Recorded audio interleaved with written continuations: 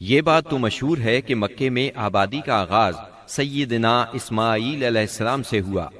آپ نے 137 سال کی عمر پائی اور تاحیات مکے کے سربراہ اور بیت اللہ کے متولی رہے۔ آپ کے بعد آپ کے 2 صاحبزادگان نابت پھر قیدار یا قیدار پھر نابت یکے بعد دیگرے مکے کے والی ہوئے۔ ان کے بعد ان کے نانا مزاز بن عمرو جرہمی نے اقتدار اپنے ہاتھ میں لے لیا۔ اس طرح مکے کی سربراہی بنو جرہم کی طرف منتقل ہو گئی اور ایک مدت تک انہی کے ہاتھ میں رہی۔ سیدنا اسماعیل علیہ السلام کا زمانہ قریباً 2000 برس قبل مسیح ہے۔ اس حساب سے مکے میں قبیلہ جرہم کا وجود کوئی 2100 برس تک رہا اور ان کی حکمرانی قریباً 2000 برس تک رہی۔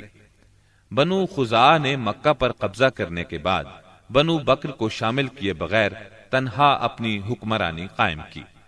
البتہ 3 اہم اور امتیازی منصب مضری قبائل کے حصے میں آئے۔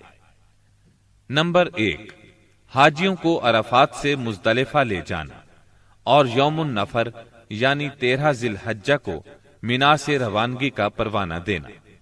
یہ حج کے سلسلے کا آخری دن ہے۔ یہ اعزاز الیاس بن مضر کے خاندان بنو غوث بن مرہ کو حاصل تھا۔ یہ صوفہ کہلاتے تھے۔ نمبر 2، 10 ذی الحجہ کی صبح کو مزدلفہ سے مینا کی جانب افاضہ یعنی روانگی۔ یہ اعزاز بنو ادوان کو حاصل تھا۔ نمبر 3، حرام مہینوں کو آگے پیچھے کرنا۔ یہ اعزاز بنو کنانہ کی ایک شاخ بنو تمیم بن عدی کو حاصل تھا۔ مکہ معظمہ پر بنو خزاعہ کا اقتدار کوئی 300 برس تک قائم رہا۔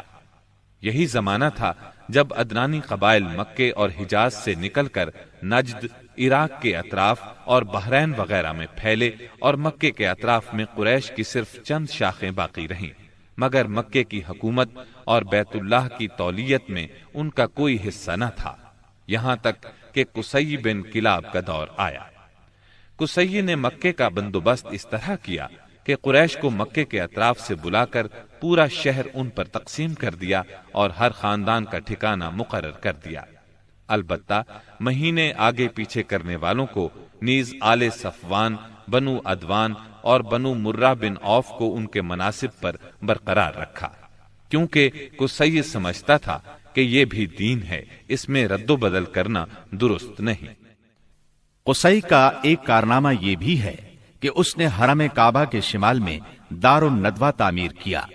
اس کا دروازہ مسجد کی طرف تھا۔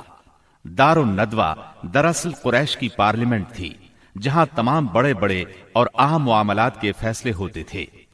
قریش پر دار الندوہ کے بڑے احسانات ہیں، کیونکہ یہ ان کے اتحاد کا ضامن تھا اور یہیں ان کے الجھے ہوئے مسائل احسن طریقے سے طے ہوتے تھے۔ قصی کو سربراہی اور عظمت کے یہ مرتبے حاصل تھے۔ نمبر 1، دار الندوہ کی صدارت، جہاں بڑے بڑے معاملات کے بارے میں مشورے ہوتے تھے اور جہاں یہ لوگ اپنی بیٹیوں کی شادیاں بھی کرتے تھے۔ نمبر 2، لوا یعنی جنگ کا پرچم قصی ہی کے ہاتھوں باندھا جاتا تھا۔ نمبر 3، حجابت یعنی خانہ کعبہ کی پاسبانی۔ اس کا مطلب یہ ہے کہ خانہ کعبہ کا دروازہ قصی ہی کھولتا تھا۔ خانہ کعبہ کی خدمت اسی کے ذمے تھی، چابی بردار بھی وہی تھا۔ نمبر 4، سقایا یعنی پانی پلانا۔ اس کی صورت کچھ یوں تھی کہ حوض میں حاجیوں کے لیے پانی بھر دیا جاتا تھا، اس میں کچھ کھجور اور کشمش ڈال کر اسے شیریں بنایا جاتا تھا۔ حجاج جب مکے آتے تو اسے پیتے تھے۔ نمبر 5، رفادہ یعنی حاجیوں کی میزبانی۔ حاجیوں کے لیے بطور ضیافت کھانا تیار کیا جاتا تھا۔ اس مقصد کے لیے قصی نے قریش پر ایک خاص رقم مقرر کر رکھی تھی۔ یہ رقم حج کے موسم میں قصی کے پاس جمع ہو جاتی تھی۔ وہ اس رقم سے حاجیوں کے لیے کھانا تیار کراتا تھا۔ جو لوگ تنگ دست ہوتے یا جن کے پاس توشہ نہ ہوتا وہ یہی کھانا کھاتے تھے۔ ان کے علاوہ کچھ اور عہدے بھی تھے جنہیں قریش نے آپس میں تقسیم کر رکھا تھا۔ ان کی تفصیل یہ ہے۔ نمبر 1، ایسار یعنی فال گیری، قسمت کا حال دریافت کرنے کے لیے بتوں کے پاس جو تیر رکھے رہتے تھے ان کی تولیت، یہ منصب بنو جمح کو حاصل تھا۔ نمبر 2، مالیات کا نظم یعنی بتوں کا تقرب حاصل کرنے کے لیے جو نذرانے اور قربانیاں پیش کی جاتی تھیں ان کا انتظام کرنا، جھگڑوں اور مقدمات کا فیصلہ کرنا، یہ کام بنو سہم کو سونپا گیا۔ نمبر 3، شورا، یہ اعزاز بنو اسد کو حاصل تھا۔ نمبر 4، اشناق یعنی دیت اور جرمانوں کا نظم، اس منصب پر بنو تیم فائز تھے۔ نمبر 5، عقاب یعنی قومی پرچم اٹھانا، یہ بنو امیہ کا کام تھا۔ نمبر 6، قبہ یعنی فوجی کیمپ کا انتظام اور شاہ سواروں کی قیادت، یہ کام بنو مخزوم کے حصے میں آیا تھا۔ نمبر 7، سفارت، یہ منصب بنو عدی کا تھا۔ ہم قحطانی اور عدنانی قبائل کے وطن چھوڑنے کا ذکر کر چکے ہیں۔ ان قبائل میں سرداری نظام رائج تھا، قبیلے خود اپنا سردار مقرر کرتے تھے۔ قبائلی سرداروں کا درجہ اپنی قوم میں بادشاہوں جیسا تھا۔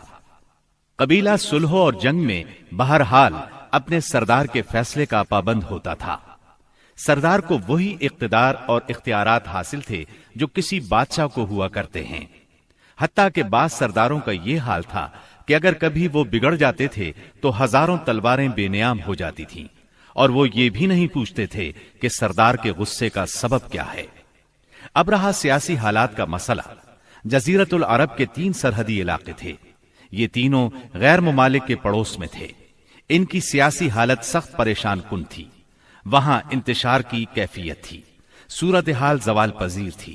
انسان مالک تھا یا غلام، حاکم تھا یا محکوم، بس انہی 2 طبقوں میں بٹا ہوا تھا۔ تمام تر فوائد سربراہوں کو، خاص طور پر غیر ملکی سربراہوں کو حاصل تھے، اور سارا بوجھ غلاموں کے سر تھا۔ وہ طرح طرح کے ظلم و ستم برداشت کرتے تھے، زبان نہیں کھول سکتے تھے کیونکہ حکمرانی جبری تھی۔ انسانی حقوق نام کی کسی چیز کا دور دور تک وجود نہیں تھا۔